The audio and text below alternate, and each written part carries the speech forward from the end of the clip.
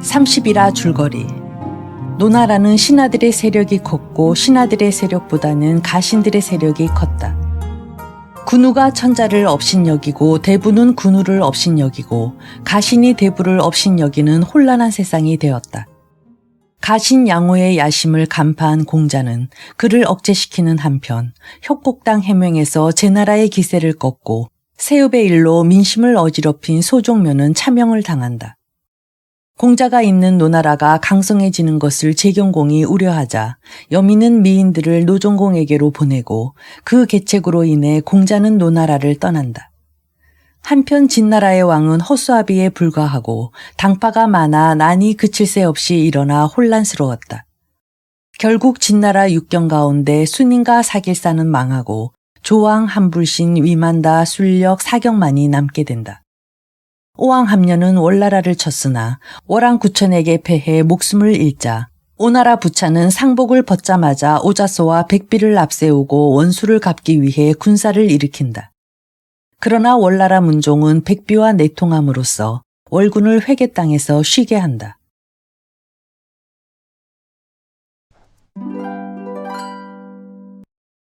(80) 부차 서궐. 월나라 대부 문종이 돌아와 오왕 부차와 화친을 맺었음을 월왕구천에게 보고한다. 오왕은 이미 군사를 이끌고 돌아갔습니다. 대부 왕손웅이 신과 함께 온 까닭은 대왕께서 빨리 출발하시도록 재촉하기 위해서이옵니다. 태제 백비는 강 건너에 군사를 주둔시킨 채 대왕을 기다리고 있사옵니다. 이에 월왕구천은 하염없이 눈물을 흘렸다. 문종이 계속 아랜다. 오왕과 약속한 5월 중순도 얼마 남지 않았사옵니다. 하루빨리 정사를 정리하셔야지 이렇게 슬퍼만 하고 계시면 아니 됩니다. 이윽고 월왕구천은 도읍으로 돌아갔다. 거리는 예전과 변함이 없었지만 병사들은 기운을 잃고 숙연하게 곳곳에 흩어져 있었다. 왕손웅은 관역에 거처를 마련하고 재반사를 감시했다. 월왕구천은 부고에 저장해 두었던 온갖 보물들을 수레에 싣고 여자 330명을 선정하여 300명은 오왕 부차에게 나머지 30명은 태제 백비에게 보냈다. 약속한 날이 되지도 않았건만 왕손흥의 재촉은 성화 같았다. 월왕구천이 눈물을 흘리며 신하들에게 말한다. 나는 선왕의 업을 물려받은 이래 잠시도 태만하지 않고 열심히 정사를 보살펴왔다. 그러나 이번 초산에서 패전한 이래 나라가 망하고 이 몸은 잡혀가는 신세가 되었도다. 이제 떠나면 언제나 돌아올 수 있으리요. 이에 모든 신하들은 슬피 흐느꼈다. 문종이 나아가 아랜다. 그 옛날 탕왕은 하대에 갇혔고 문왕은 유리에 사로잡혔으나 고난을 딛고 일어나 다시 천자가 되었습니다.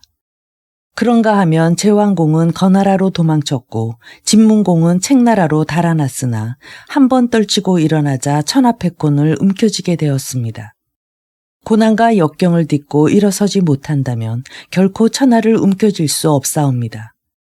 하늘의 뜻에 따라 다시금 일어날 때를 기약하셔야 하올진데 왕께서는 어찌 슬픔에만 잠기시어 스스로 굳은 뜻을 손상하십니까? 월왕구천은 그날로 종묘에 제사를 지냈다. 왕손웅이 하루 앞서 떠나고 월왕구천과 부인은 그 뒤를 따라 출국했다. 모든 신하들이 절간까지 따라 나와 전송했고 범녀는 이미 고릉에 배를 대기시키고 월왕구천을 맞이했다. 월왕구천이 말한다. 그 옛날 요임금은 순과 우에게 정사를 맡겨 천하를 다스리게 했는데 비록 홍수가 일기는 했으나 큰 피해는 없었다 하오. 과인이 이제 월나라를 떠나 오나라로 가게 되니 정사를 모든 대부들에게 맡기겠소. 그러나 한 사람은 나와 함께 오나라로 가야 할 터인데 누가 적합하겠소. 범녀가 아랜다. 왕께서는 정사를 문종에게 맡기시옵소서. 문종은 군량을 모으고 전쟁 준비를 갖추는 한편 백성들의 뜻을 한데 모을 수가 있을 것이옵니다. 신은 왕을 모시고 오나라로 들어가되 그 어떤 고난과 치욕이 들이닥쳐도 극복해내고 기필코 본국으로 되돌아와 원수를 갚는 데 이 목숨을 바치겠사옵니다. 오랑구천이 당부한다. 내 비록 오나라에 가서 비참한 포로 생활을 할지라도 모든 대부들은 각기 지혜와 재주를 발휘하여 맡은 바 소임을 완수하고 사직을 보존하도록 힘써주기 바라오. 이리하여 범녀는 왕을 모시고 오나라로 가게 됐으며 모든 대부는 남아서 나라를 지키기로 하였다. 임금과 신하가 강가에서 헤어지니 눈물을 흘리지 않는 자는 하나도 없었다. 오랑구천이 하늘을 우러러 탄식한다. 사람으로서 죽음을 두려워하지 않는 자 과연 있으리요. 그러나 죽어야만 모든 근심에서 벗어날 수 있단 말인가. 오랑구천이 배에 오르자 배는 떠나고 모든 신하는 강 언덕에 엎드려 통곡해 마지 않았다. 그러나 오랑구천은 끝내 신하들과 고국을 돌아보지 않았다. 마침내 오랑 일행은 오나라 경계로 들어섰다. 범녀는 한 걸음 앞서 우산으로 가서 태제 백비에게 황금과 여자를 헌납했다. 백비가 묻는다. 대부 문종은 왜 함께 오지 않았소? 범녀가 대답한다.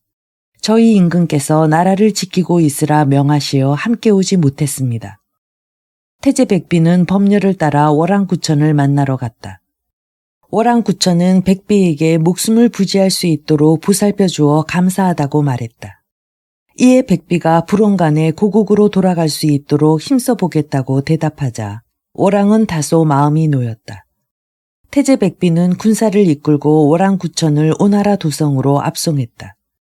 오랑구천은 상반신을 알몸으로 드러낸 채 궁성 계단 아래에 꿇어 엎드렸으며 올부인도 그대로 따라했다. 범녀는 준비해온 보물과 여자 명단을 오왕 부차에게 바쳤다. 오랑구천이 제배하고 연신 머리를 조아리며 아랜다. 동해의 미천한 신 구천이 재임도 헤아릴 줄 몰라 큰 죄를 지었습니다. 대왕께서 너그러이 용서하사 이처럼 살려주시니 이 크나큰 은혜를 어찌다 보답할 수 있겠사옵니까? 그저 성심으로 하명을 받겠사옵니다. 오왕 부차가 말한다. 과인이 선왕의 원수를 갚기로 작정한다면야 어찌 그대를 살려둘 수 있겠소. 그때 곁에 서 있던 오자서가 우레 같은 목소리로 오왕 부차에게 아랜다. 구름 위로 나는 새도 눈에 띄면 활시위를 당겨 떨어뜨리고자 하거늘 어찌 뜰 안에 있는 적을 그냥 내버려 두신단 말이옵니까? 구천은 이미 가마솥 안에 물고기와 같은 처지인지라 그저 목숨만 부지하고자 갖은 아첨을 떨고 있습니다. 그러나 일단 우리 소나기에서 벗어나 기계를 되찾는다면 이는 마치 산으로 돌아간 호랑이나 바다로 돌아간 고래와 진배 없으니 다시 사로잡기가 힘들 것이옵니다. 오왕 부차가 말한다. 항복한 자를 죽이면 3대에까지 화가 미친다는 말이 있어. 월나라를 좋아하기 때문에 그를 죽이지 않는 것이 아니라 하늘이 두려워서 차마 죽이지 못하는 것이요. 태제 백비가 거들고 나선다. 오자서는 일시적인 계책을 세우는 데는 뛰어나지만 나라를 안전하게 이끄는 방법을 모릅니다. 대왕의 말씀이야말로 인자의 도리이옵니다. 오자서는 오왕이 자신의 직원을 물리치고 태제 백비의 망언을 듣자 분연히 물러갔다. 오왕 부차는 월나라에서 헌상한 물건들을 받은 다음 왕손 웅으로 하여금 선왕 함료의 묘 옆에 석실을 만들어 장차 구천 부부의 거처로 삼게 하라고 일렀다. 이리하여 오랑 부부는 항상 더러운 옷을 입고 낮에는 말을 기르고 밤이 되면 석실 안으로 들어가 불편한 대로 잠을 청하곤 하였다. 한 가지 다행스러운 것은 백비가 사적으로 먹을 양식을 공급해 줌으로써 굶지는 않았다는 점이었다. 오왕이 수레를 타고 행차하면 구천은 예외 없이 말고삐를 쥐고 따라갔다. 오나라 백성들이 손가락질하며 비웃는다. 저자가 오랑이라오. 그러나 오랑구천은 고개를 푹 숙인 채 묵묵히 걸을 뿐 한마디도 대꾸하지 않았다. 오랑구천이 석실에서 지낸 지 어언 2년이란 세월이 흘렀다. 그동안 범녀는 한시도 그 곁을 떠나지 않고 조석으로 받들어 모셨다. 그러던 어느 날 오왕부차가 오랑구천을 궁으로 불렀다. 이에 오랑구천은 오왕부차 앞에 나아가 꿇어 엎드리고는 범녀는 그 뒤에 섰다. 오왕부차가 범녀에게 말한다. 과인이 듣자 하니 어진 여인은 망한 집으로 출가하지 않고 현명한 남자는 망한 나라에서 벼슬살이를 않는다라고 하오. 구초는 덕이 없어 나라와 자기 몸까지 망쳤소. 그대는 노비도 없이 석실에서 기거하기가 더럽고 불편하지 않소. 만약 그대가 개가천선하여 월나라를 버리고 오나라를 위해 일하겠다면 과인은 지난날의 모든 죄를 용서하고 높은 벼슬을 내릴 것이오. 우환을 버리고 부귀강명을 취할 뜻은 없소. 오랑구천은 범녀가 자기를 버리고 오나라로 돌아서지 않을까 우려하여 하염없이 눈물을 흘렸다. 이윽고 범녀가 머리를 조아리며 아랜다. 신이 듣자 하니 망한 나라의 신하는 정치를 얘기하지 않고 싸움에 패한 장수는 용맹을 말하지 않는다라고 하옵니다. 불충한 신이 월나라에 있을 때 왕을 능히 보필하지 못해 마침내 대왕에게까지 큰 죄를 짓게 하였사옵니다. 다행스럽게도 왕께서 저희 군신을 죽여 없애지 않고 일과 양식을 공급해 주시니 신이 어찌 더 이상의 부귀를 바랄 수 있겠사옵니까? 오왕 부차가 말한다. 나를 섬길 뜻이 없으면 다시 석실로 돌아가도록 하오. 오왕 부차는 몸을 일으켜 내궁으로 돌아갔다. 이에 월왕구천과 범녀는 그곳을 물러나와 석실로 되돌아갔다. 어느 날 오왕부처는 신하 한 사람을 보내 월왕구천의 거처를 엿보고 오게 했다. 이에 신하는 석실로 가서 밤새도록 안을 엿봤다. 임금과 신하가 함께 말에게 먹일 여물을 만들고 있었으나 전혀 탄식하거나 불평하는 기색이 없었다. 신하가 궁으로 되돌아가 오왕에게 이 사실을 고하자 오왕은 그들이 버리고 온 고국을 생각하며 딴 뜻을 품은 것은 아니라 여기고 내버려 두었다. 그로부터 며칠이 지난 어느 날 오왕 부차는 고소대에 올라갔다가 오랑과 그 부인이 말동 곁에 단정히 앉아있는 모습과 범녀가 그들의 왼쪽에서 말채찍을 들고 서 있는 모습을 목격했다. 비록 적국에 잡혀온 신세지만 그들의 모습은 군신 간의 예의나 부부 간의 도리에 추호도 어긋남이 없었다. 오왕 부차가 태제 백비에게 말한다. 오랑이 비록 조그만 나라의 왕이요 범녀가 일개 선비에 지나지 않으나 저와 같이 어려운 지경에서도 군신 간의 예의를 잃지 않으니 과인이 공경하지 않을 수가 없도다. 태제 백비가 대답한다. 그렇긴 하오나 보기에 너무 가엾습니다. 태제의 말과 같이 과인도 참아 볼 수가 없도다. 그들이 지난날의 잘못을 깨닫고 개가천선한다면 용서해 주는 것이 어떻겠소. 신이 듣자 하니 덕이 없으면 보답이 없다고 하옵니다. 대왕께서 성스러운 마음으로 외롭고 궁한 사람들을 불쌍히 여기시며 심지어는 월나라에까지 은덕을 베푸시는데 어찌 이에 대한 보답이 없겠습니까? 부디 대왕의 어진 생각을 실천하시옵소서. 태사에게 길이를 택하게 하여 구천을 월나라로 되돌려 보낼 것이로다. 그날 밤 백비는 몰래 석실 안으로 숨어 들어가 이 소식을 월왕구천에게 알렸다. 월왕구천이 크게 기뻐하자 곁에 있던 범녀가 점을 쳐본 뒤 말한다. 신이 점괘를 보아한즉 사방이 빈틈없이 막혀 만물이 상하니 재앙을 면할 수가 없다고 나와 있습니다. 이는 틀림없이 기쁜 소식이지만 왕은 삼가 조심하시옵소서. 이 말에 월왕구천의 얼굴에는 기쁜 빛이 사라지고 다시금 수심이 어리기 시작했다. 한편 오왕이 머지않아 월왕을 귀국시킬 것이라는 소식을 듣고 오자선은 급히 궁으로 달려갔다. 그 옛날 거랑은 탕왕을 사로잡았으나 죽이지 않았기 때문에 쫓겨나게 되었고 주왕은 문왕을 죽이지 않았기 때문에 급기야 나라를 망치고 말았사옵니다. 이제 왕께서 월왕을 잡아만 두시고 죽이지 않는다면 어찌 하나라나 은나라가 당한 환란을 면할 수가 있겠사옵니까? 오왕은 오자서의 주장을 듣고 차제의 월왕을 죽여야만 무사할 것으로 생각이 바뀌어 그를 궁으로 끌고 오라고 명했다. 태제 백비는 급히 사람을 보내 이 사실을 미리 구천에게 알렸다. 월왕구천이 대경실색하며 두려워하자 범녀가 위로한다. 두려워하지 마옵소서. 오왕이 대왕을 붙잡아 둔 지도 어언 3년이 지났사옵니다. 그 3년 동안에도 대왕을 죽이지 못한 오왕이 어떻게 하루아침에 마음이 달라졌다 하여 죽일 수가 있겠사옵니까? 별일 없을 것이니 어서 다녀오십시오. 과인이 온갖 괴로움을 참고 견딘 까닭은 대부의 책략을 믿기 때문이었소. 마침내 오랑구천은 오왕에게 불려갔다. 그러나 그로부터 사흘이 지났으나 어찌된 일인지 오왕은 오랑구천에게 아무 명도 내리지 않았다.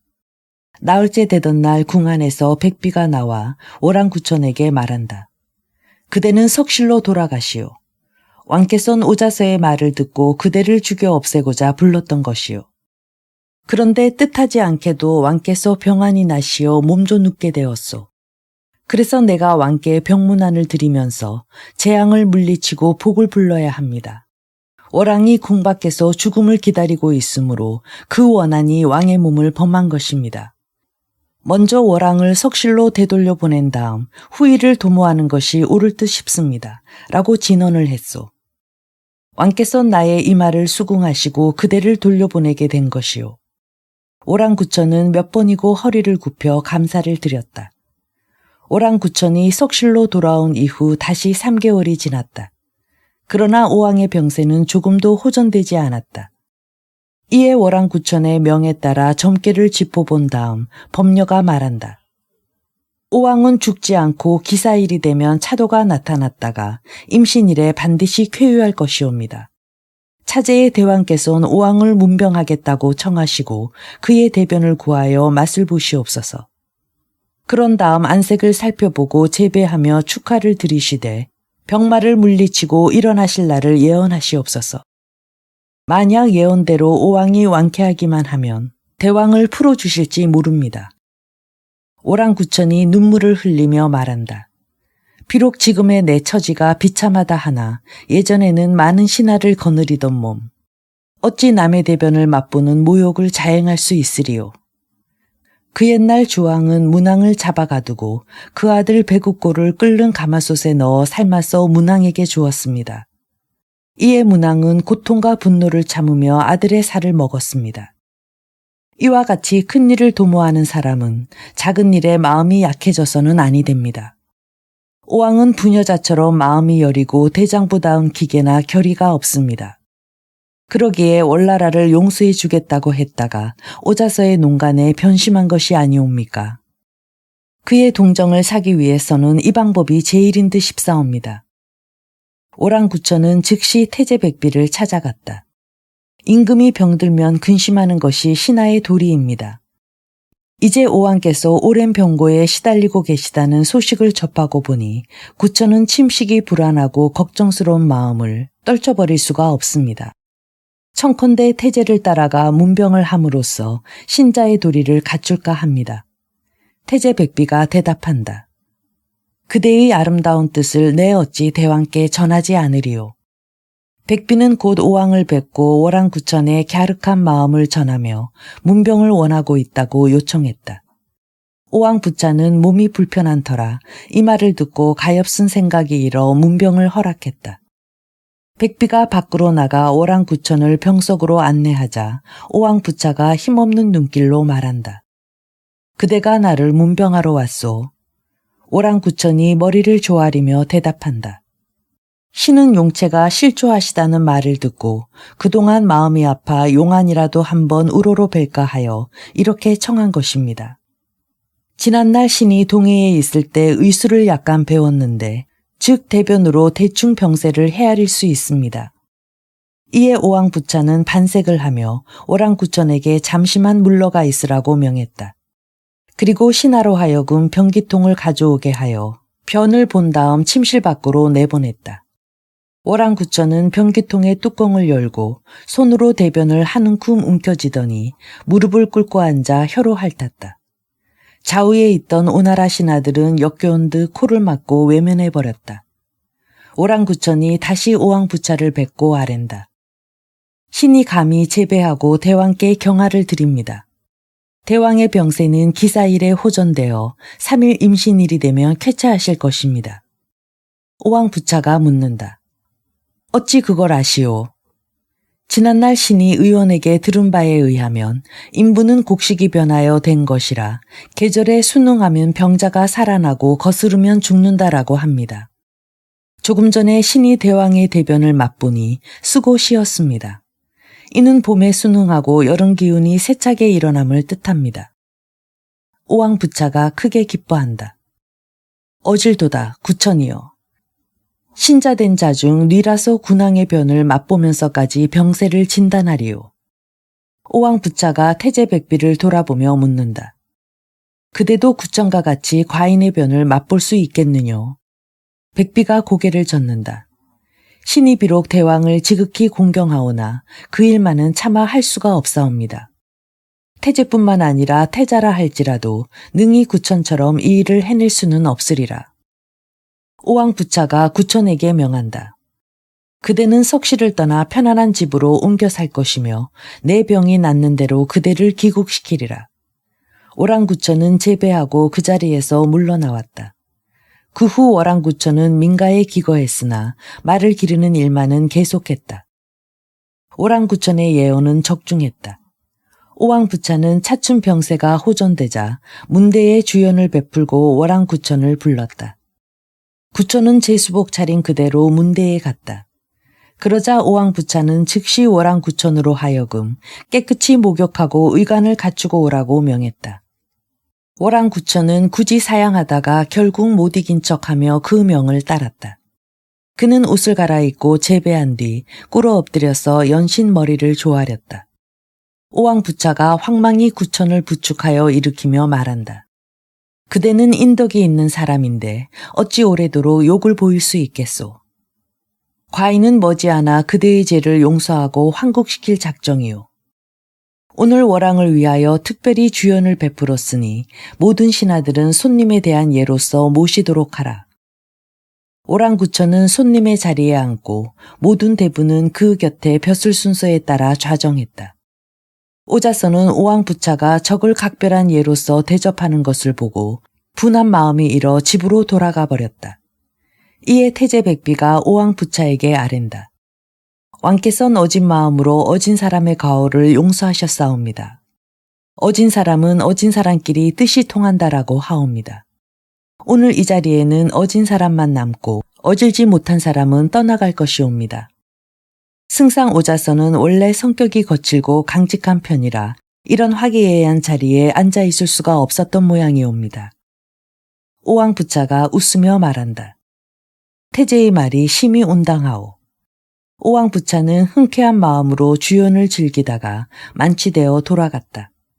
돌아가기 직전 왕손웅에게 오랑구천을 객강까지 모셔다 드리라고 명한 다음 덧붙여 말한다. 3일 내에 월왕을 환국시킬 것이다. 오왕부차는 모든 신하들이 보는 앞에서 오랑구천에게 이와 같이 약속했다.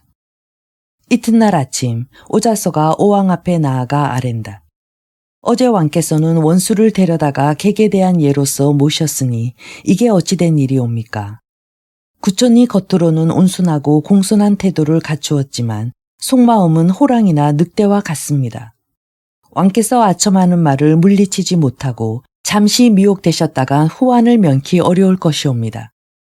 충언은 듣지 않으시고 아첨하는 말에만 솔깃하거나 조그만 인을 베풀고자 원수를 기르신다면 이는 털을 화롯불에 넣고도 타지 않기를 바라는 것이나 계란으로 바위를 치면서 깨지지 않기를 바라는 어리석음과 그 무엇이 다르겠사옵니까? 오왕이 크게 노하여 말한다. 과인이 3개월간 와병 중에 있을 때 승상은 한 번이라도 찾아와 좋은 말로 위로해 준 적이 없으니 참으로 불충한 신하요. 또 한 번이라도 좋은 물건을 보낸 적이 없으니 어찌 어질지 못한 사람이라고 책망하지 않으리요.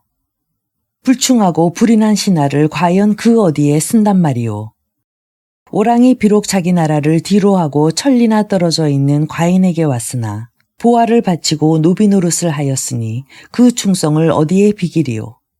게다가 와병 중인 과인의 변을 핥으면서도 원한을 품지 않으니 어찌 어질지 않다고 말할 수 있으리오.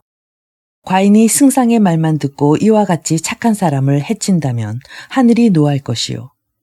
대왕은 어찌 상반되는 말씀만 하십니까? 호랑이가 자세를 낮춤은 무언가를 덮치기 위한 예비 동작이요. 너구리가 몸을 움츠리는 까닭은 무엇인가를 취하기 위해서입니다. 우리 오나라에 잡혀온 오랑의 그 원한은 뼈에 사무쳐 있습니다. 그가 대왕의 변을 핥은 것은 실상 대왕의 마음을 잡아먹은 것과 다를 바 없습니다. 대왕께서 바로 살피지 못하여 만약 그들의 관계에 빠져든다면 반드시 우리 오나라가 잡혀먹히고 말 것이옵니다. 이미 마음을 정했으니 승상은 더 이상 가당찮은 말로 과인의 마음을 어지럽히지 말라. 오자선은 달리 설득할 방법이 없음을 깨닫고 아득한 마음으로 물러갔다. 사후 후 오왕은 월왕구천을 전송하고자 사문 밖에 조촐한 연회를 베풀었다. 모든 신하들이 그 연회에 참석했으나 오자서만은 보이지 않았다. 오왕 부차가 구천에게 말한다. 이제 과인이 그대를 용서하고 환국시키니 그대는 오나라의 원한을 품지 말고 마땅히 고마운 마음을 지녀야 할 것이요. 오랑구천이 머리를 조아리며 말한다. 대왕께서 이 외롭고 구차한 신하를 어여삐 여기시어 고국으로 돌아가게 배려해 주시니 장차 자손 대대로 보은하겠나이다. 지금 하늘이 신의 마음을 꿰뚫어 보고 있나이다. 그러니 만약 신이 오나라를 배반한다면 하늘이 먼저 진노할 것이옵니다. 군자 일언은 중천금이라.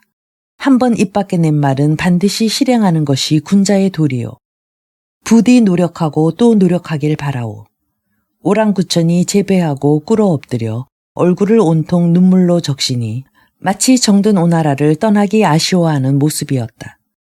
오왕부차는 친히 오랑구천을 부축하여 수레에 오르게 하고 범녀는 말채찍을 잡았다. 이어 월부인 또한 오왕에게 제배하고 수레에 오르자 마침내 수레는 남쪽을 향해 힘차게 달리기 시작했다.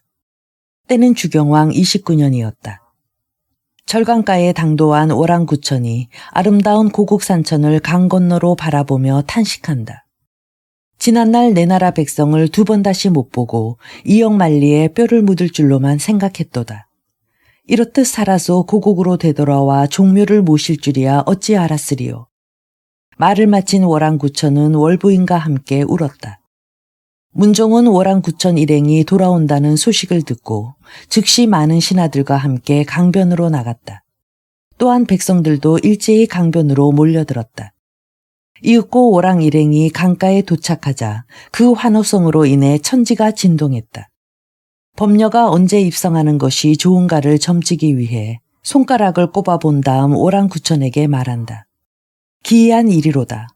내일이 가장 길일이니 대왕은 수레를 빨리 달려 내일 중으로 입성하시옵소서. 오랑구천은 백성들의 환호성을 뚫고 수레를 달려 이튿날 한낮이 지났어야 비로소 도성에 당도했다. 그는 먼저 종묘로 가서 무사히 귀국했음을 고하고 왕위에 올랐다. 오랑구천은 많은 정사 가운데 우선 도읍을 옮기는 일부터 계획했다. 그는 지난날 회계 땅에서 오왕 부차에게 당한 수모를 잊지 않기 위해 범녀로 하여금 회계성을 쌓으라고 명했다. 범녀는 회계 땅에 이르러 천문지리를 살핀 후 회계산 주변에서부터 크게 성을 쌓아갔다. 서북쪽 와령산에는 비익루를 세워 천문을 상징하고 동남쪽에는 하수구를 내어 지호를 상징했다. 외곽과 주위로 높이 성을 쌓았으나 다음과 같은 이유로 서북쪽만은 터두었다. 오나라를 섬기는 마당에 서북쪽을 막으면 공물을 보내는데 여러 가지로 불편하다. 범녀는 이와 같은 소문을 퍼뜨렸으나 실제로는 오나라를 칠 때 편리하도록 미리 길을 틔워놓은 것이었다. 회계성이 완공된 다음 날 아침 사람들이 밖으로 나가보니 지난밤까지만 해도 없었던 산 하나가 불쑥 솟아 있었다. 주위가 몇 마장이나 되는 큰 산으로 마치 거북이가 엎드려 있는 듯한 형상인데다 초목이 무성했다. 범녀가 이 사실을 월왕구천에게 아랜다. 신이 성을 완공하자 하늘이 응하시어 큰 산을 솟게 하셨으니 곤륜이 하늘에서 내려온 듯 장차 우리 월나라가 천하에 으뜸가는 자리를 차지할 징조이옵니다. 오랑구천은 크게 기뻐하며 그 산을 괴산이라 명명했다. 그 후 세상 사람들은 비례산 또는 구산이라고도 불렀다. 범녀가 괴산 위에 다시 영대를 세우고 3층 누각을 지으니 마치 영물이 무엇인가를 바라보고 있는 듯한 형상이었다. 모든 제도가 마련되자 오랑구천은 도읍을 제기 땅에서 회계 땅으로 옮겼다. 과인이 부덕하여 일찍이 나라를 잃고 노예살이를 했소. 그러나 승상과 모든 대부들이 수고를 아끼지 않아 과인이 오늘과 같은 날을 보게 되었구려. 그 후 문종은 나라를 다스리고 법녀는 군사를 양성하는 데 온 힘을 기울였다. 오랑구천은 선비를 아끼고 어려운 자를 도와주며 노인을 공경하여 민심을 한데 모았다.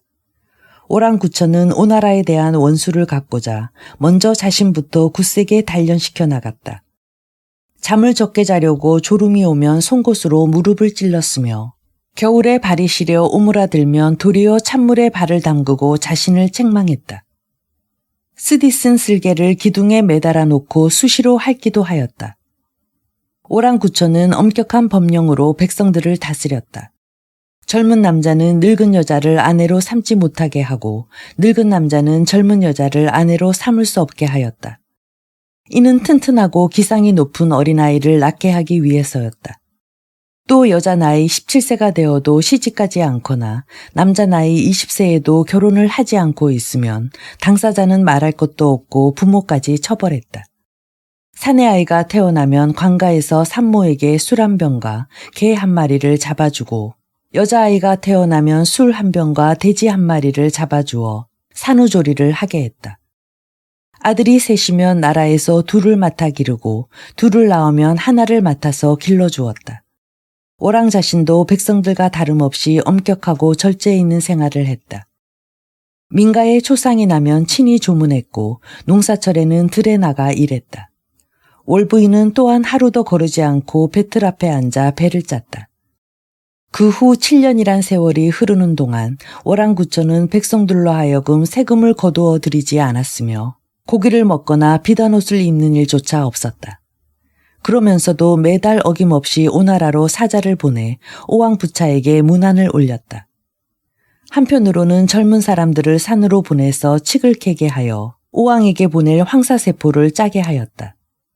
오왕부차는 오랑구천의 지극한 충성에 크게 감동하여 많은 땅을 하사했다. 마침내 월나라는 동쪽으로 구용, 서쪽으로 추리, 남쪽으로 고멸, 북쪽으로 평원 땅에 이르도록 영토를 800리까지 확장시켰다.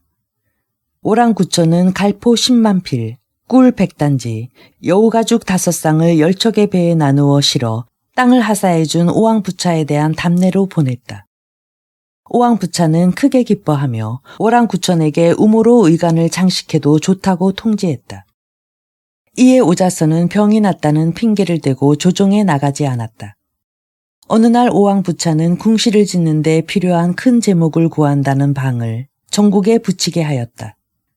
나라가 평안함으로 궁시를 새로 지어 남은 여생을 편히 즐기고 싶었던 것이다. 문종이 이 소문을 듣고 오랑구천에게 아랜다. 신이 듣자 하니 높이 나는 새는 맛있는 과일을 탐하다가 죽고 깊은 물속의 고기는 향기 나는 미끼에 홀려 목숨을 잃게 되는 법이라고 하옵니다.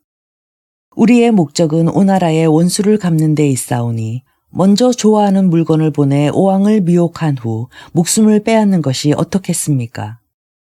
오랑구천이 묻는다. 비록 좋아하는 물건을 보낸다 할지라도 우리가 어찌 부차의 목숨을 빼앗을 수가 있겠소? 문종이 대답한다. 오나라를 치는 데는 7가지 계책이 있사옵니다.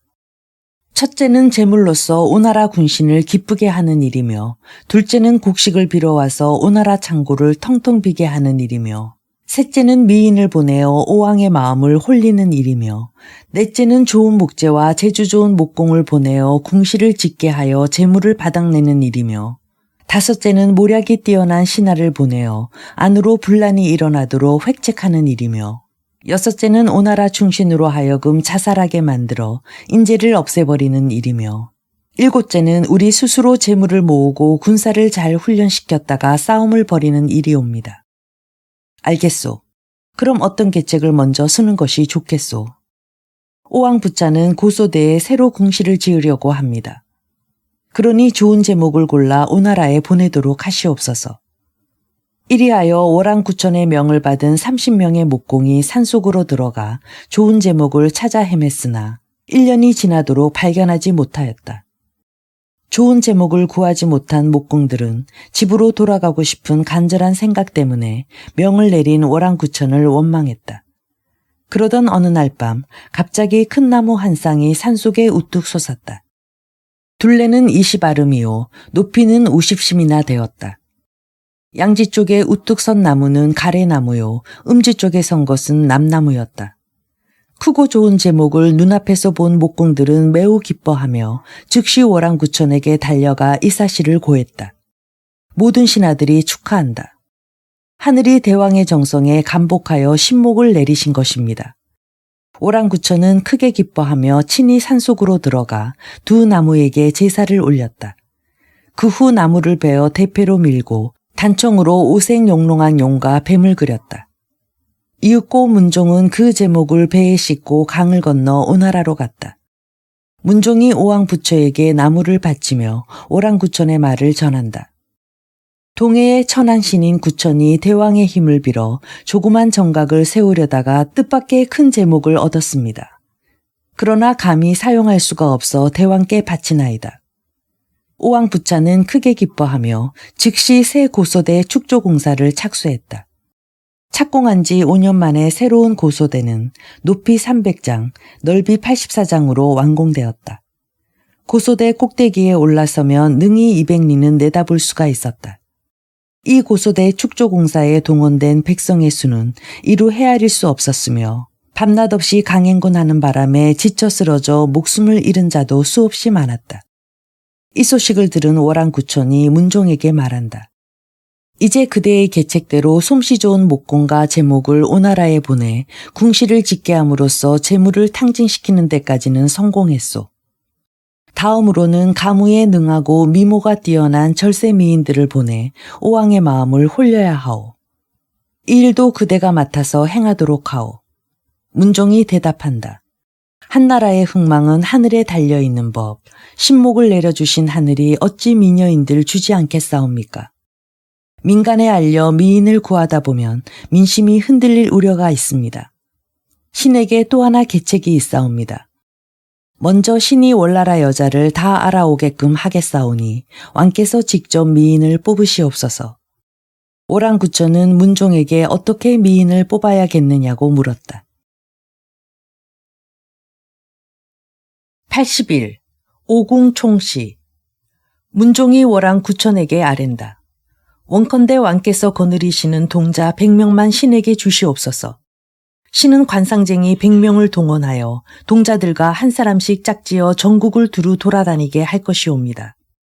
그들로 하여금 미인이 눈에 띌 적마다 이름을 적어 올리도록 하겠사오니 선택은 왕께서 하시옵소서. 구천이 문종의 계책을 따른 지 반년이 지나자 미녀로 이름이 오른 여자가 무려 2000여 명에 달했다. 구천은 다시금 사람을 보내어 그 미녀들을 일일이 찾아보되 특출한 미녀 2사람만 가려오라 일렀다. 이와 같은 과정을 거쳐 간택된 두 미녀의 이름은 서시와 정단이었다. 서시는 절하산 밑에 사는 초부의 딸이었다. 절하산에는 동촌과 서촌이 있었는데 서시성을 가진 사람들이 많이 살았다. 두 미인 모두 서촌 태생이라서 한 사람은 서시, 다른 한 미인은 서시와 구별하기 위해 정단이라 불렀으며 서로 이웃에 살았다. 두 미인은 월왕의 명을 따라 비단 옷으로 갈아입고 비단 위장이 둘러쳐진 수레에 올라 회계성으로 갔다. 그보다 1년 전에 제나라에서는 제경공이 세상을 떠나자 그의 어린 아들인 공자도가 뒤를 이었다. 같은 해에 초나라의 소왕 역시 병으로 죽고 아들 세자 장이 왕위를 계승했다. 이 무렵 초나라에는 분란이 잦았고 진나라는 쇠퇴에 갔으며 제나라는 안영이 죽은 후 적막했고 노나라는 공자가 떠난 후로 극히 어지러워졌다. 이와 같이 어느 나라든 위세를 떨치지 못하고 있는 판에 남쪽의 오나라만이 천하제일의 강한 군대를 거느리게 되었다. 오왕부차는 군대의 힘을 빌어 산동을 소나기에 넣을 생각이었다. 따라서 많은 나라들이 오나라를 두려워했다. 제경공 부인인 연희는 일찍이 아들을 낳다가 목숨을 잃었다. 그 후 제경공은 여러 첩을 거느리게 되어 6 아들이 모두 서출이었다. 그중 양생이 가장 나이 많고 도는 가장 어렸다. 공자도의 생모는 천민의 딸로서 우연찮은 기회에 제경공의 눈에 들어 사랑을 한 몸에 받게 되었다.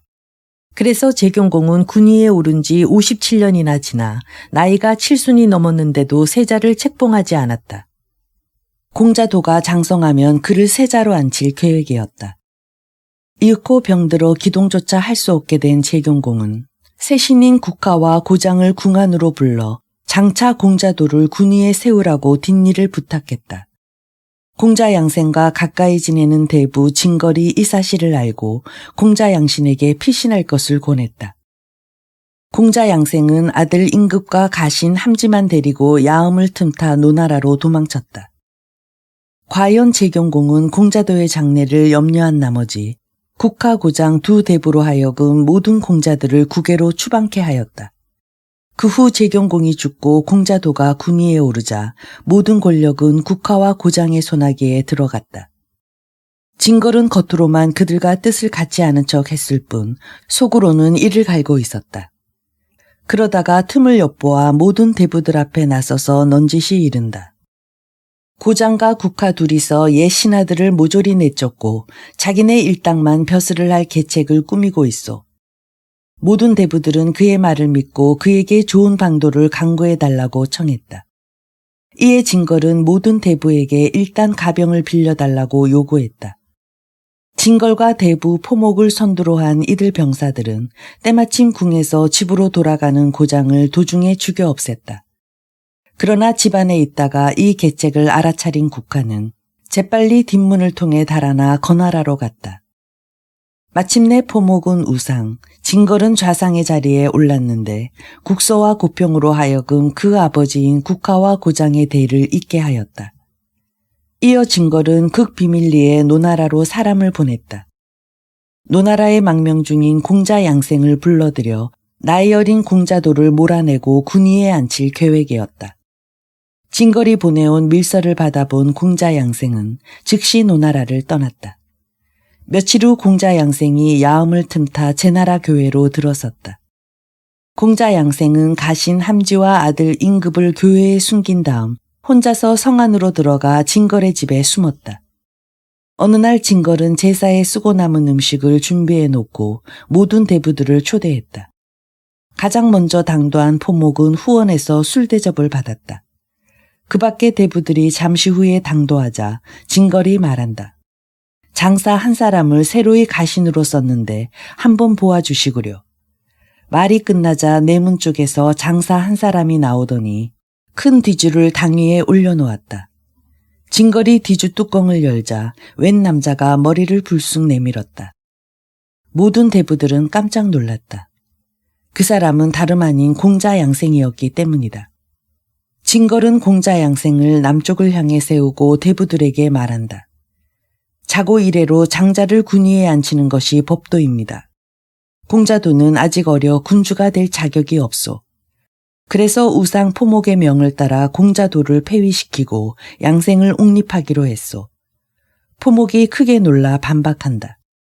나는 본래 이런 모략이 있는 줄조차 알지 못했거늘 어찌 무고하게 나를 들먹이시오. 아하, 그래서 나를 먼저 취하게 했구려. 공자양생이 포목을 향해 읍하며 말한다. 군위를 폐위시키는 일이야 어느 나라에서든 있을 수 있는 일 아닙니까? 문제는 대의명분입니다. 대부는 의를 지켜 나를 도와주셔야지 어찌 모략인이 아닌 일을 따지십니까? 진걸은 말이 끝나기도 전에 포목으로 하여금 공자양생에게 절을 하도록 만들었다. 모든 대부들도 마지못해 머리를 조아렸다. 진걸은 그들로 하여금 피로써 맹세하게 하였다. 공자양생을 태운 수레는 모든 대부들의 옹의를 받으며 궁 안으로 들어갔다.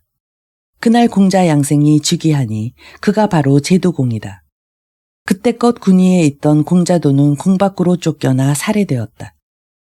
제도공은 포목이 자기가 군위에 오르는 것을 반대한 데 대해 못마땅해하며 그의 일을 진걸과 의논했다.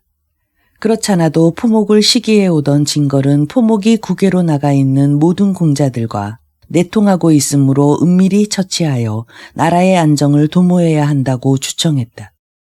이리하여 제도공은 포목을 죽여 없애고 그의 아들 포식을 시켜 포수가의 제사를 모시게 하였다. 그 후 진걸은 제나라 정승이 되었다. 한편 제도공에게는 누이 동생이 하나 있었는데 주나라 군주 익과 혼인했다. 익은 오만무례한 사람으로서 노나라와는 불화가 잦았다. 그러던 중 노나라 상경 개손사가 군사를 이끌고 주나라를 침공했다. 개손사는 이를 생포하여 부하 땅에 가두었다. 이 소식에 접한 제도공이 크게 노하여 소리친다. 노나라가 주나라를 친 것은 바로 우리 제나라를 우습게 여겼기 때문이다. 제도공은 곧 오나라에 사신을 보내 함께 노나라를 칠 것을 청하였다. 오왕부차는 기쁨을 감추지 못하며 흔쾌히 응했다. 이 사실을 알게 된 노예공은 겁에 질려 지체 없이 주나라로 이글 돌려보내고 사신을 제나라에 파견하여 용서를 빌었다. 이에 따라 제도공은 대부 맹공작을 사신으로 오왕부차에게 보내어 사태가 달라졌음을 전했다. 노나라에서 용서를 빌고 있으니 대왕께서는 군사를 파견시킬 필요가 없사옵니다. 오왕부차가 격분하여 외친다. 오나라가 제나라의 명에 따라 움직이고 말고 하는 줄 아는가? 오나라가 제나라의 속국이라도 된단 말인가? 과인이 친히 군사를 이끌고 제나라로 찾아가 옳고 그름을 가리리라.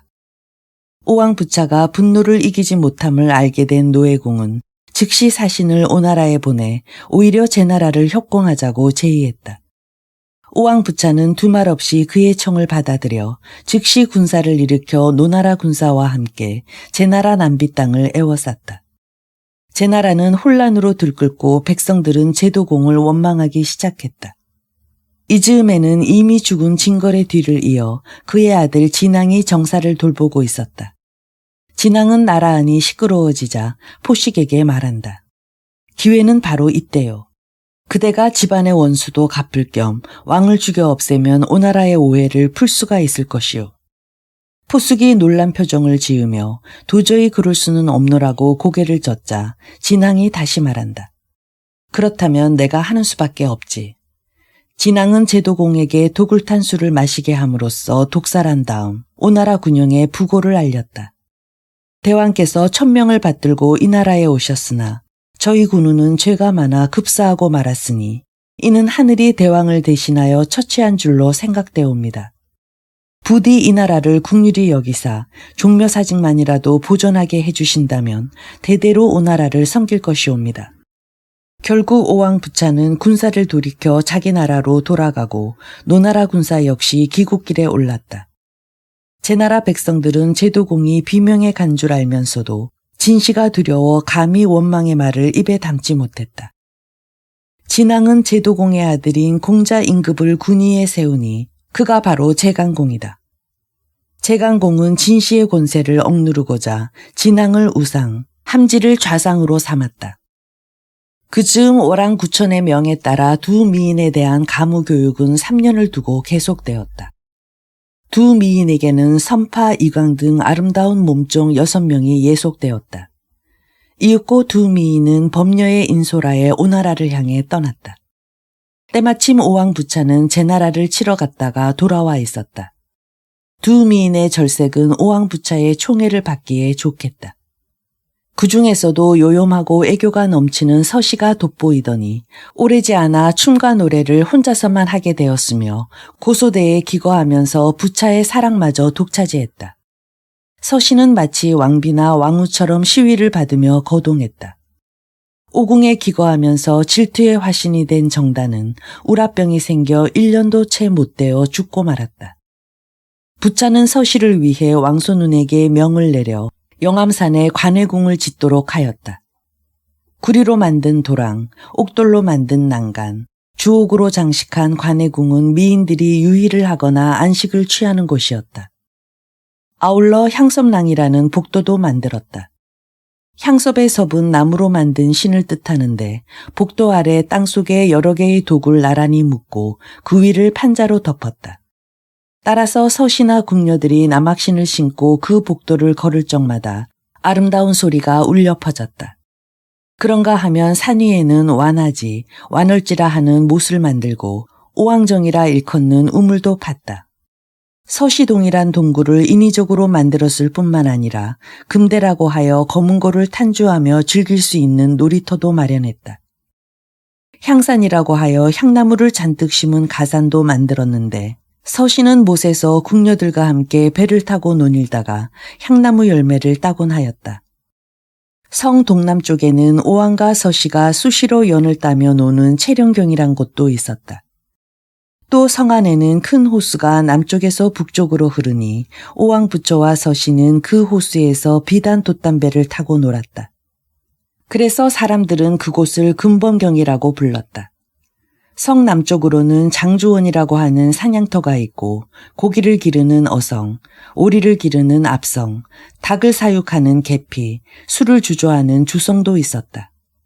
오왕부차는 서씨를 맞이한 후부터 고소대에서 살다시피 했다. 계절을 가리지 않고 아무 때나 고소대로 찾아와 춤과 음악에 젖어 놀며 궁으로 돌아갈 줄을 몰랐다. 그 무렵 오왕부차가 서씨를 총애하여 밤낮으로 환락에 빠져 지낸다는 말을 듣게 된 오랑구처는 문종을 은밀히 오나라로 파견했다. 문종이 오왕부차에게 제배하고 청한다. 올나라는 일기가 고르지 못해 금년 농사를 망쳐 싸웁니다. 지금 백성들은 곡식을 구하지 못해 굶주리고 있습니다. 원컨대 대왕께서 창고 안의 곡식을 만석만 빌려주신다면 백성들을 굶주림에서 구할 수 있을 것이옵니다. 내년에 추수가 끝나는 대로 갚아드리겠사옵니다. 오왕부차가 말한다. 월왕은 오나라의 신하이니 올나라 백성의 굶주림은 곧 오나라 백성의 굶주림이다. 내 어찌 곡식을 쌓아두고서 그들을 구하지 않으리요.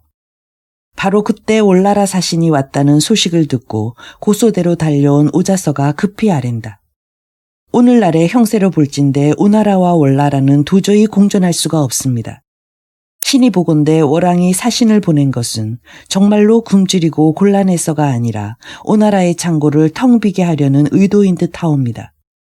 구천이 우리나라에 잡혀 있을 때 과인의 말을 끌기까지 했다는 것은 익히 알 것이요. 이런 구천을 월나라로 되돌려 보낸 것은 죽은 목숨을 살린 것과 다를 바가 없소. 그래서 그 은혜에 보답하고자 끊임없이 공물을 보내오고 있는데 어찌 우리 오나라를 배반할 수가 있단 말이오. 태제 백비가 오왕부차에게 아랜다.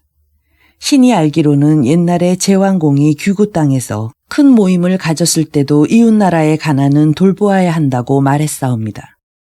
사실 우리나라에 들어오는 곡물의 대부분은 올나라에서 보내오는 것이 아니옵니까? 내년 추수 때가 되어 되돌려받으면 되는 일로 우리 오나라는 아무런 손해도 입지 않고 올나라에 대해 큰 덕을 베푸는 셈이 되거늘 어찌 주저한단 말입니까? 마침내 문종은 곡식 만성을 가지고 올나라로 돌아갔다. 올나라는 크게 기뻐했으며 신하들은 만세를 외쳐댔다. 올나라 구천이 나라 한 구석구석까지 수소문하여 가난한 백성들에게 곡식을 나누어 주자 백성들은 입을 모아 칭송에 맞이 않았다. 이듬해 월나라에는 큰 풍년이 들었다. 오랑구천이 문종에게 묻는다. 과인이 오나라에 곡식을 갚지 않으면 신의를 잃게 되고 만일 갚는다면 월나라는 손해요. 오나라는 이익이 되니 어찌하면 좋겠소. 곡식 중에서 상등품을 골라 약간 쪄서 보내시옵소서. 오나라에서는 그것을 반드시 내년에 종자로 쓸 것이니 이로써 우리의 계책이 들어맞게 되옵니다. 오랑은 그 계책대로 곡식을 쪄서 오나라에 보냈다. 오왕부차가 감탄한다. 오랑은 진실로 신의가 두터운 인물이로다. 이미 뇌물을 받은 태제 백비가 아랜다. 올나라는 땅이 비옥하여 알곡이 좋으니 내년에 백성들로 하여금 종자로 사용하게 함이 좋을 것입니다. 이듬해 오나라 백성들은 그 알곡을 종자 삼아 파종을 했다. 마침내 오나라 백성들은 굶주림에 시달리게 되었다. 그런데도 오왕부차는 토질이 달라서 농사가 잘 안 된 것이라고 여겼을 뿐 올나라에서 곡식을 쪄서 보냈으리라곤 상상조차 못했다. 이것은 주경왕 36년의 일이었다. 오나라가 기아로 허덕인다는 소식을 전해 들은 월왕은 즉시 군사를 일으켜 오나라를 치고자 하였다. 문종이 아랜다. 아직 오나라에는 충신들이 많으니 시기상조입니다. 다음에는 범녀가 말한다. 때는 멀지 않았습니다. 원컨대 좀 더 군사를 훈련시키면서 때를 기다리는 것이 좋을 듯 싶사옵니다. 월왕이 묻는다. 싸움에 임할 태세가 아직 갖추어지지 않았단 말이오. 싸움에 이기려면 무엇보다 정예 군사로 만들어야 합니다. 병사마다 반드시 뛰어난 무술을 갖추는 일이 필요합니다. 장수는 칼과 창을 잘 쓰고 병사는 활을 잘 쏘아야 하는 법. 훌륭한 선생을 통하여 가르치지 않고는 불가능합니다. 신이 백방으로 알아본 바에 의하면 남림 땅에 사는 처녀 하나가 칼과 창을 매우 잘 쓴다고 합니다. 또 초나라 사람 진음은 활을 잘 쏜다고 하니 그들을 초빙함이 어떨는지요. 오랑구천은 곧바로 두 사람의 사자를 보내어 그 처녀와 진음을 모셔오게 하였다. 그 처녀는 심산유곡에서 태어나 스승도 없이 혼자서 무술을 익힌 터라 이름이 알려져 있지 않았다. 사자는 수소문한 끝에 남림 땅에 그 처녀를 찾아서 오랑의 뜻을 전했다. 그러자 처녀는 흔쾌히 승낙하고 사자를 따라 궁에 왔다. 오랑은 그 처녀에게 검술에 대하여 이모저모 물었다. 처녀가 대답한다. 내실을 기하되 겉으로는 아무렇지도 않은 듯한 표정을 짓고 있음으로써 평범한 부녀자처럼 보여야 합니다. 적을 대할 때는 범처럼 사납게 또 토끼처럼 날렵하게 몸을 놀리며 자신의 그림자를 쫓듯 종횡무진 활약하되 그 모든 동작이 순간적이어야 합니다.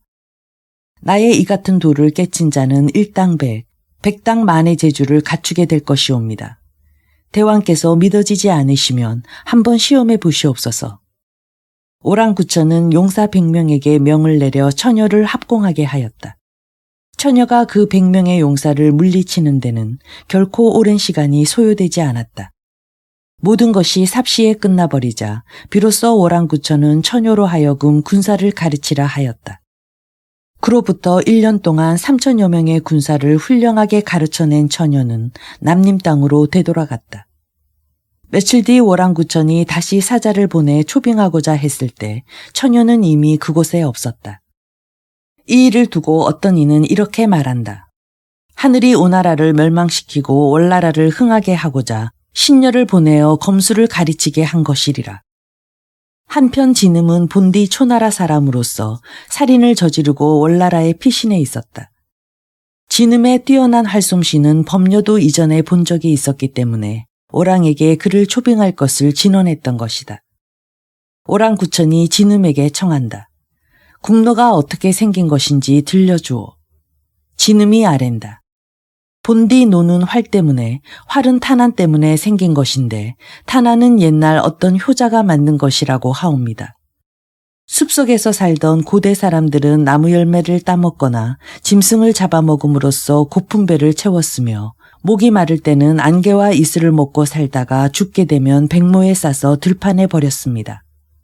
자기 어머니가 죽자 들판에 시체를 버리기는 했으나 짐승과 날짐승들이 먹는 광경을 참아 볼 수 없었던 효자는 국리 끝에 탄환을 만들었습니다. 그리고는 탄환을 쏘아 짐승들을 쫓음으로써 어머니의 시체를 보존한 것입니다. 그 후 신농 황제께서 나무를 휘어 오늘날과 같은 모양의 활을 만드셨고 나무 끝을 날카롭게 깎아 화살로 사용하니 그 위세가 사위에 떨쳤습니다.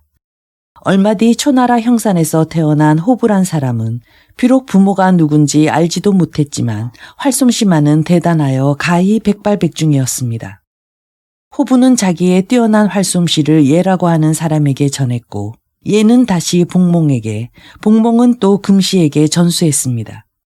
금시는 제후들이 싸우는 것을 보고 활만으로는 승리하기 힘들다는 생각에 활을 눕혀 팔에 대고 기계를 설치하여 노를 만들었습니다. 그 후 금시는 노를 초사무에게 전하니 초나라에서는 대대로 복숭아 나무를 베어 노를 만들고 대추나무를 잘라 화살을 만들어 나라를 지켰습니다. 신의 조상도 일찍이 국로 쏘는 법을 배워 자손 대대로 물려주었으니 신이 5대째입니다. 노를 쓰면 새는 날 수가 없고 짐승은 뛸 수가 없습니다. 대왕께서 한번 시험해 보시옵소서.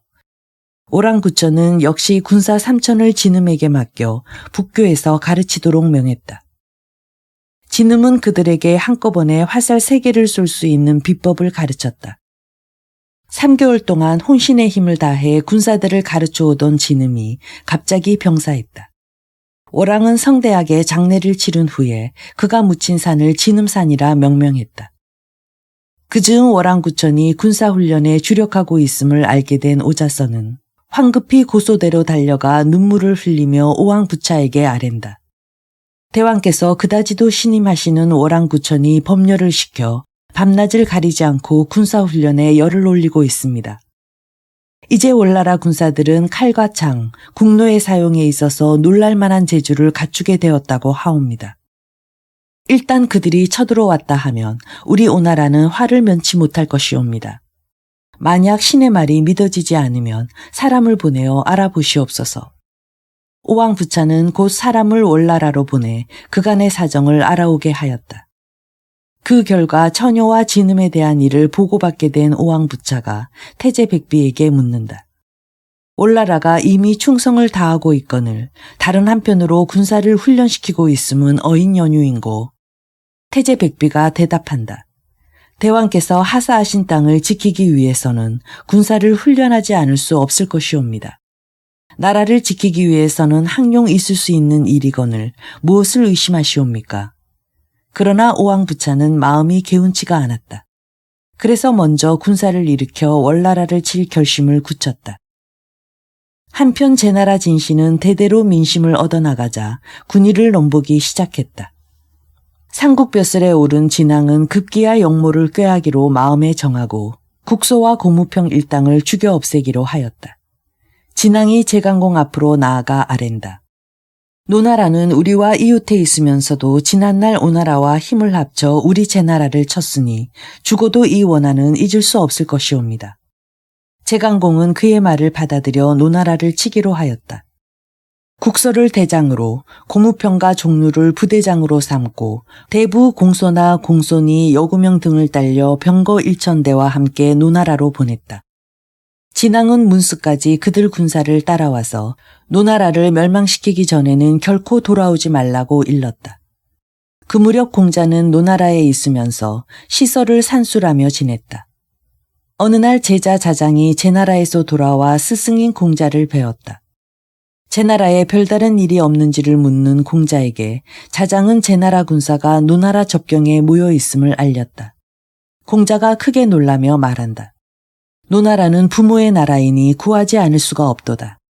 이에 제자들이 묻는다. 누가 능히 제나라의 사자로 가서 우리 노나라를 치지 않게 막겠느뇨. 자장과 자석이 서로 가겠다고 나섰으나 공자는 허락하지 않았다. 결국 자공으로 결정되자 그는 한시도 지체하지 않고 제나라로 건너가 진앙을 만나고자 청했다. 진앙은 자공이 공자의 제자로서 자기를 설득하러 왔음을 알고 정중히 맞아들였다. 진앙이 자공에게 앉을 자리를 권한 다음 묻는다. 선생께서 노나라를 위해 세객으로 오셨소. 자공이 대답한다. 나는 제나라를 위해서 왔지 노나라를 위해 온 것은 아니올시다. 노나라를 친다는 것은 매우 어려운 일일 텐데 어찌하여 군사를 일으키셨는지요. 진앙이 반문한다. 노나라를 치는 것이 무에 그리 어렵단 말이오. 노나라는 성이 보잘것없고 성지가 얕은 데다 군주가 약하고 대신들이 무능하며 전투 경험이 없으므로 물리치기가 어렵습니다. 차라리 오나라를 치는 것만 못합니다. 오나라는 성이 높고 성지가 넓으며 정예강병과 지략이 뛰어난 장수를 가지고 있으므로 공략하기가 쉽지요. 진앙이 발끈하며 말한다. 그대의 말 중에 쉽고 어렵다는 게 무슨 뜻인지 도통 이해할 수가 없구려. 청컨대 좌우를 물리쳐 주십시오. 진앙은 주위 사람들로 하여금 잠시 물러가게 하고 자공에게 가르침을 청했다.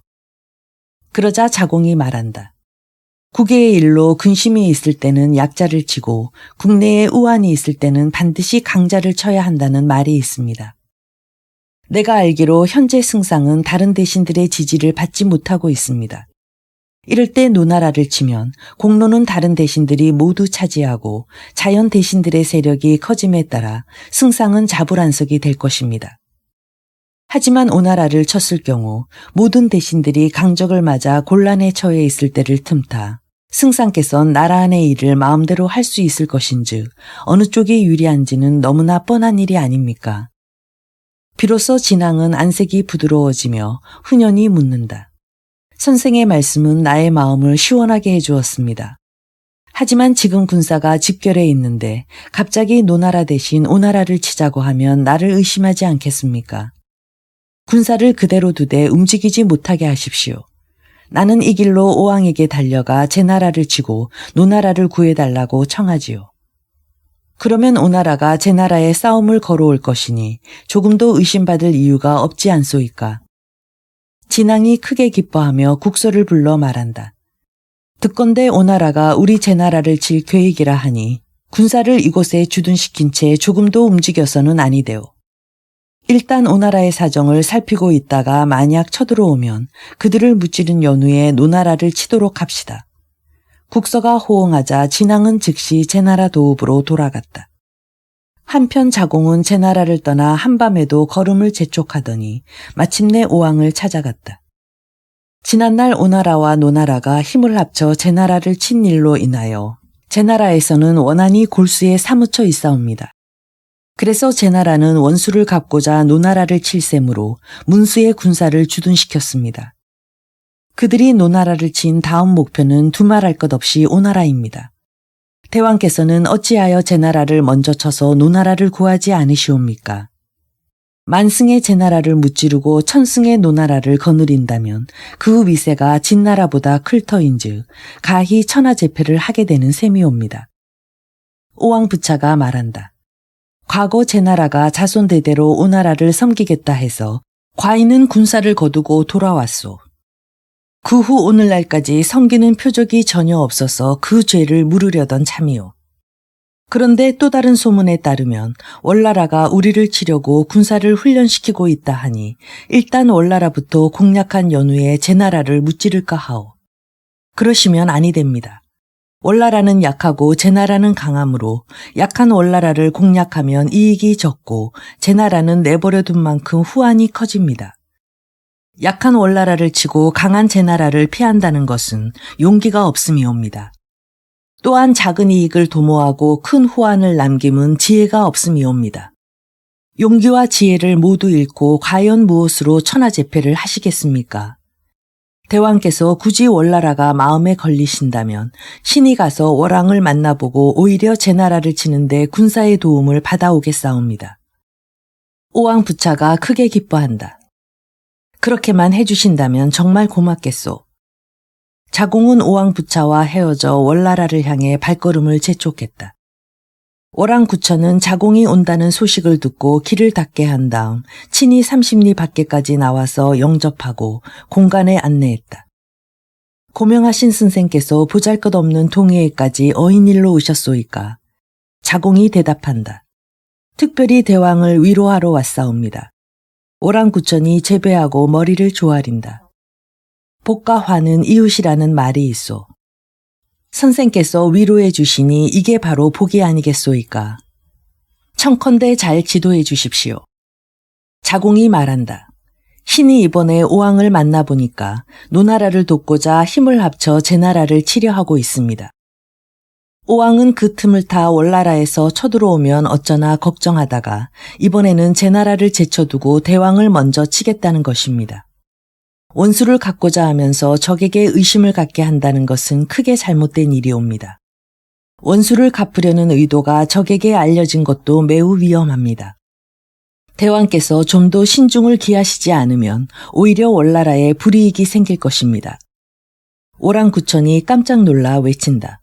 선생, 나를 구할 수 있는 방법이 무엇이오? 자공이 대답한다. 오왕은 교만해서 간신을 총애하고 있습니다. 백비는 권세를 잡고자 아첨을 잘합니다. 그러니 왕께서는 보물을 보내어 그들의 마음을 기쁘게 하고 예의를 다 갖추신 다음 친히 군사를 거느리고 나아가 제나라 치는 것을 도와주시옵소서.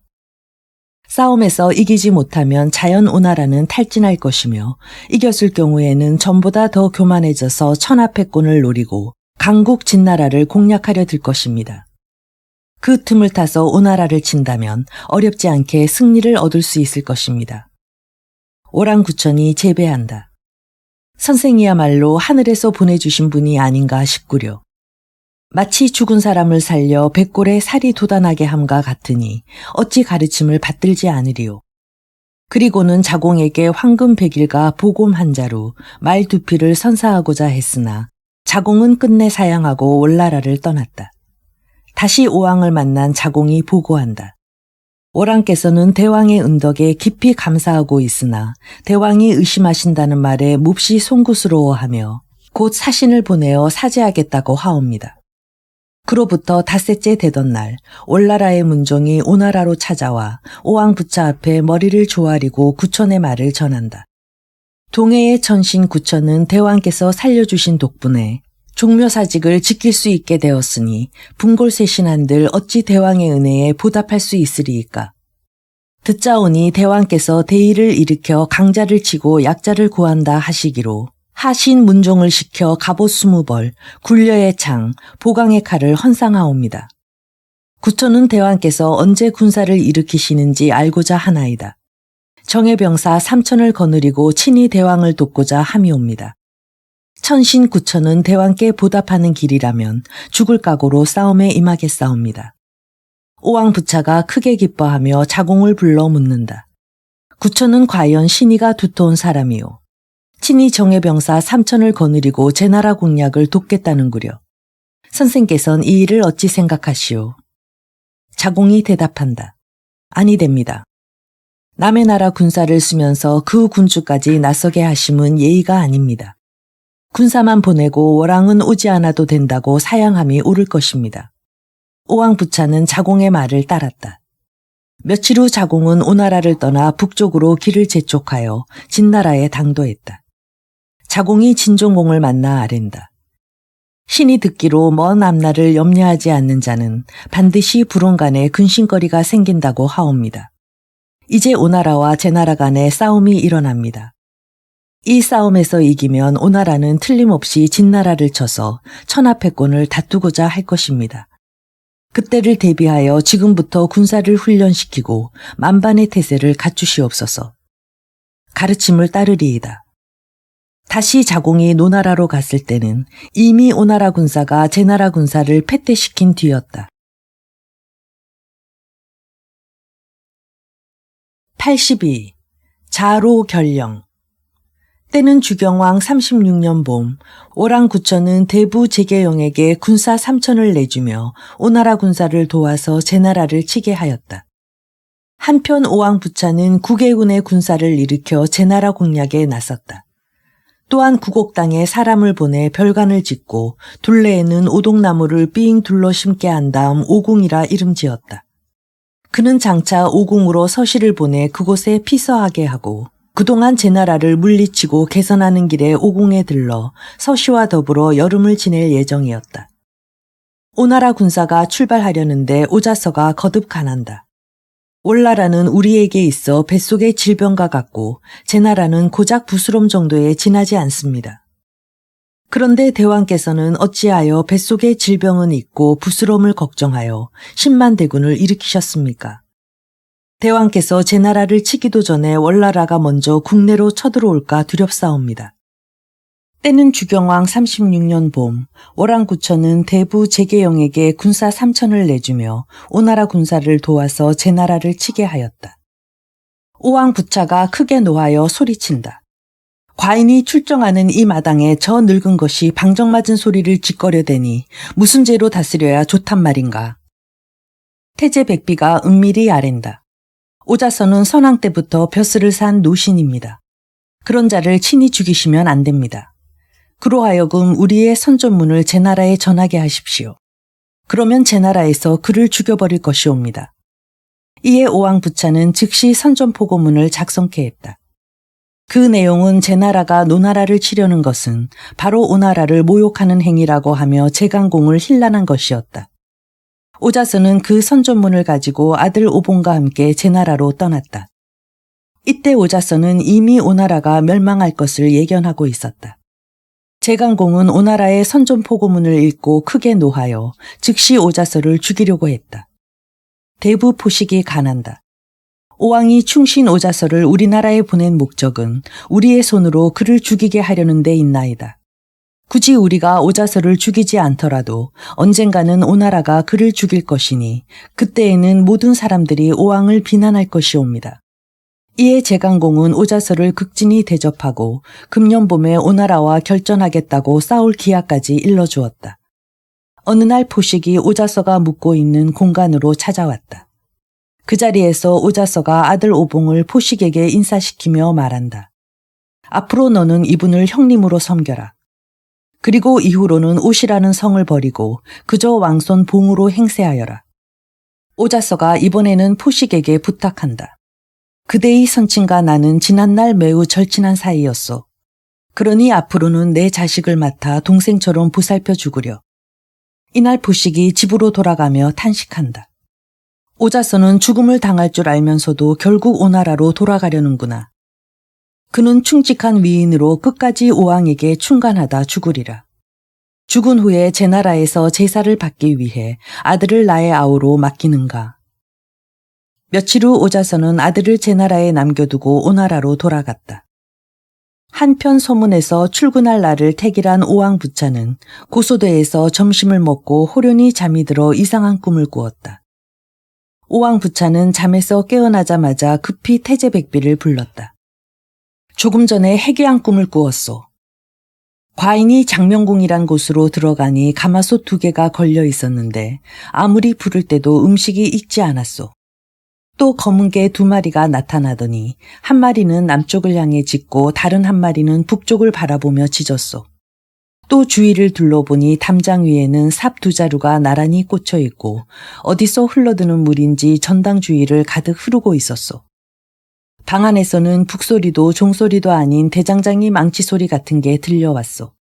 앞들에는 오동나무만 잔뜩 심어져 있었소.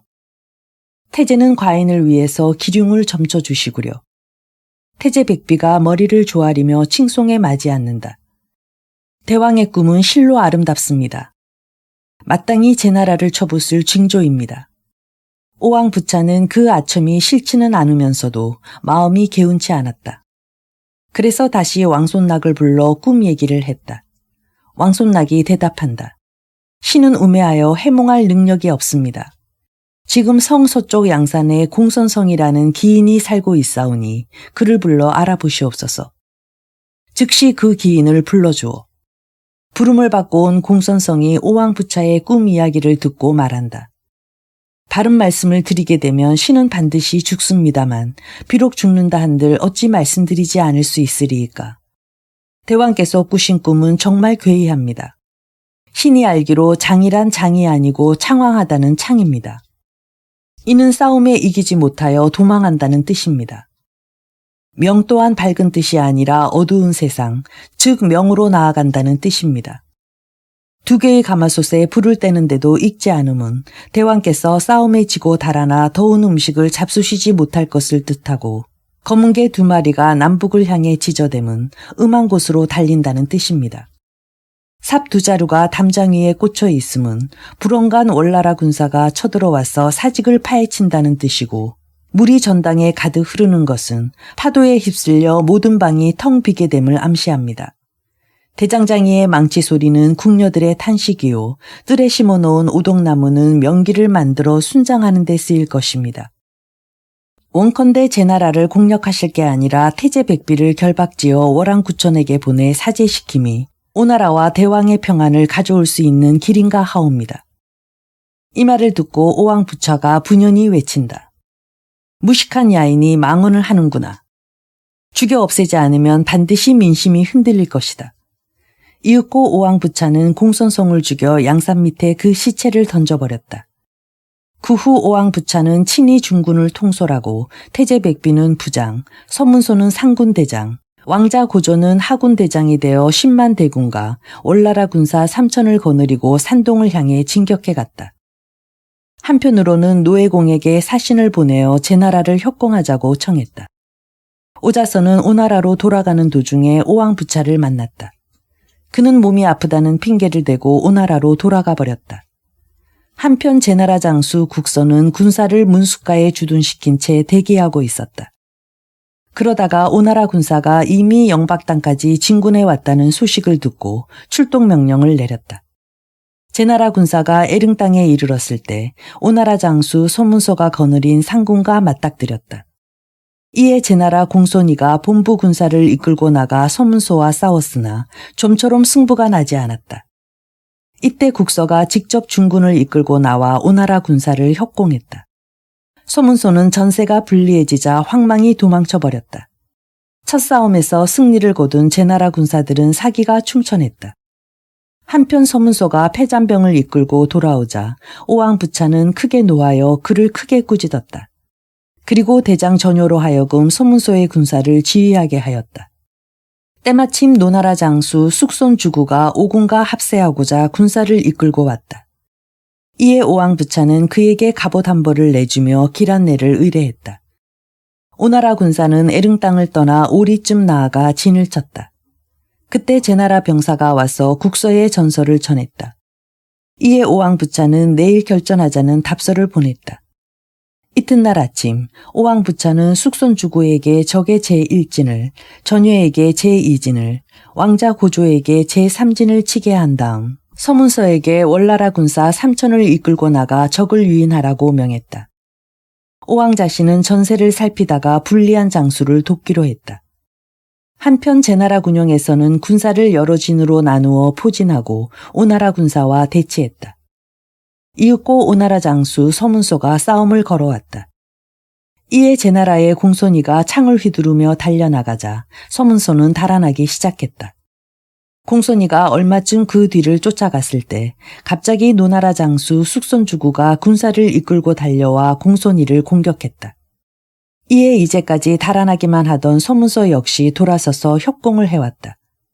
국서는 전세가 불리해지자 즉시 공손하를 내보냈다. 이에 서문소가 또다시 달아나자 공손하는 그 뒤를 바짝 추격했다. 그러자 오나라 진영에서 대장 전효가 군사를 이끌고 공손하의 진군을 차단하고 나섰다.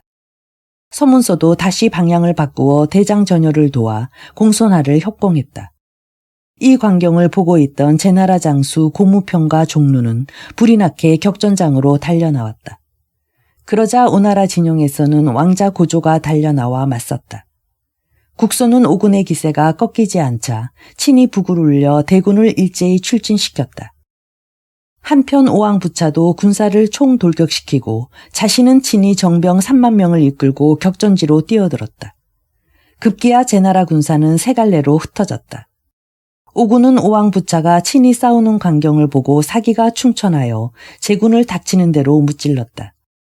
이에 제나라 군사는 혼비백산하여 달아나거나 죽어 넘어지는 자가 늘어났다. 마침내 전효는 공손하를 사로잡았고 서문소는 병거 위에서 싸우는 공손이를 한 칼에 쳐서 떨어뜨렸다. 오왕부차 역시 종루를 활로 쏘아 죽였다. 제나라 원수 국서가 탄식한다.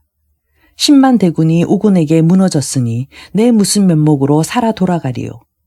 국서는 탄식하면서 오군의 진중으로 쳐들어가 맹렬히 싸우다가 죽었다. 요구명은 풀 속에 몸을 숨기고 있다가 오나라 장수 숙손주구에게 사로잡혔다. 대승을 거둔 오나라 장수들은 국서와 공손이의 머리를 잘라 오왕부차에게 바치고 사로잡은 공손하와 요구명을 차명시켰다. 제나라 장수 중에서 진왕의 아들인 진역과 고무평 두 사람만이 목숨을 건져 달아났다. 제나라 병거 800승은 모두 오나라의 전리품이 되었다. 오왕부차가 월나라 장수 제계영에게 말한다. 월나라 군사와 비교하여 우리 오나라 군사의 힘이 어떤 것 같소? 제계영이 머리를 조아리며 대답한다. 오나라 군사는 천하제일의 강병인 바 어찌 하찮은 우리 월나라 군사와 비길 수 있겠사옵니까?